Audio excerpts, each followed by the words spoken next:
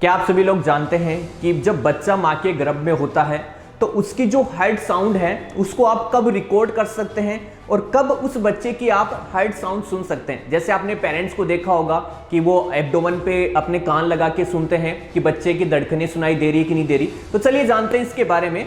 अगर मैं बात करता हूं, अगर आपका फीटस है या जो आपका प्रोडक्ट ऑफ कंसेप्शन जो यूट्रस के अंदर है, अगर वो 10 से 12 वीक की एज के अंदर है तो आप यहां पे डॉपलर यूएससी के द्वारा उसकी हार्ट रेट को रिकॉर्ड किया जा सकता है।